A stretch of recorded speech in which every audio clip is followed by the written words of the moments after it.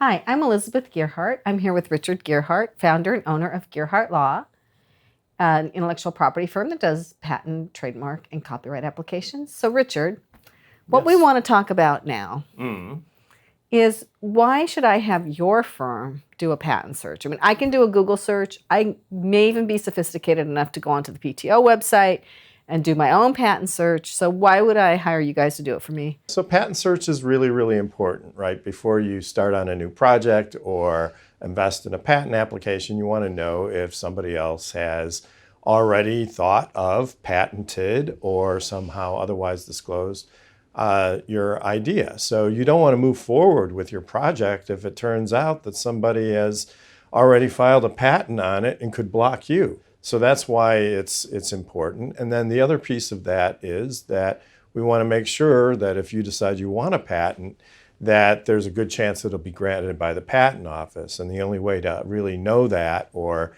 anticipate that is by doing a patent search.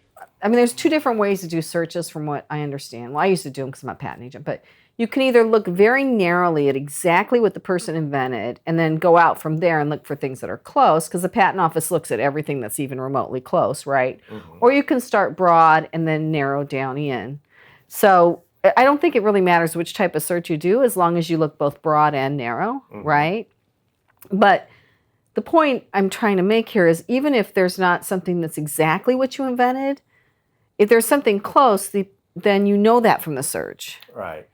Well, I think one of the advantages that we have at Gearhart Law is that we utilize a special type of software that is just way more user-friendly than the patent office software or even Google. So it allows us to be able to look at a large number of patents fairly quickly and efficiently. And, you know, in addition to looking at the patents, we also have the patentability in mind. And so if you're not used to looking at patents or you're not experienced in working with the patent office, you may not identify patents that an examiner might deem to be relevant. So we use keywords and we also use patent classifications.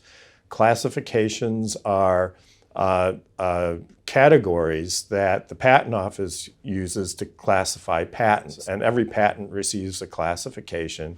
But by searching by classification, we can also make this patent search a lot more efficient than if you're using keywords like on Google. Typically our attorney, it's done by an attorney here in our office. We don't outsource the searching. It's actually done by the attorney who's going to write your application. And they'll typically look at somewhere between 1,200 and 800 patents based on the searches that they do to identify the patents that are closest. And then it becomes just a process of elimination. They'll maybe reduce the list to 50, then they'll go over that list of 50 patents again, and maybe pick out anywhere from 3 to 10 patents that are close. And then usually when we give those patents along with a write-up and a search report to our client, and we give them an opinion. Yeah, I think your chances are good, or maybe it's time to consider doing something else. But you're not looking just at U.S. patents. Like on the USPTO site, all you see are the patents that are U.S. patents. But you could be blocked by a patent anywhere in the world, right? That's absolutely correct. The database that we access through the software is a global database. So we look at patents reported from the Chinese Patent Office, from the Canadian Patent Office, from the European Patent Office, from the Brazilian Patent Office. It's a global search. And so for many types of inventions, the technology is maybe more popular in Asia or Europe or Brazil than the United States. So if you don't look in these other countries, then you may find yourself stymied when the application is filed with the patent office and the examiner does their own search. So yes, so we definitely do a global search. So one other thing I wanted to say here. So I'm a patent agent. I got my patent agent's license in 2011. I can't believe it's been 9 years. And Richard taught me how to draft patent applications. He'd been doing it for many years and had gotten many allowed through the patent office himself.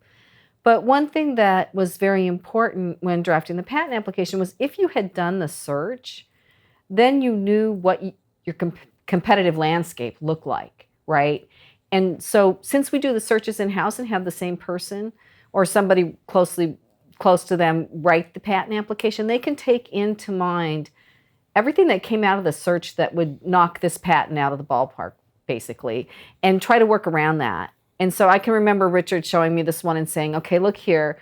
So this is what's different from this one, from these other ones that came up close in the search. So you really need to write your application to really stress to the patent office how this is different from these other ones that are close that you found when you were doing the search. So it's all kind of in your mind, so you can do the analysis kind of during the search and as you're writing the application. That's right. I mean, the attorney becomes educated as they do the search. They learn sort of the terms, they get a sense of what other technologies are out there, and they can draft the application in a way that maximizes the chances of success with the patent office. And the patent office does their own search when they're examining your patent, and our goal is try to replicate as close as possible the patents that the patent office will find.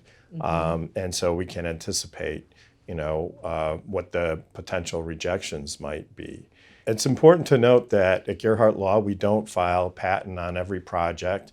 Roughly a third of the searches that we start turn out to be negative for the client, and we do try to support them and brainstorm with the client, trying to understand ways that we can draft around the prior art, but sometimes it's just not possible. So as a result, our track record of success at Gearhart Law is very high with getting patents granted. And so part of the reason is we try to do a thorough search up front and save everybody the agony and problems of trying to argue for a patent where there's another patent that's just too close in the opinion of the patent office. If you have an idea for a patent application, Richard is the man to talk to. And as we've said, we suggest that you start with a patent search so that you know if anybody's going to block you, because you want to do that before you go very far down that road. You don't want to waste your money. So you can call or email Richard at Gearhart Law, and he's happy to help. Yeah, and if you have any questions about searches or intellectual property in general, we'd be happy to help you.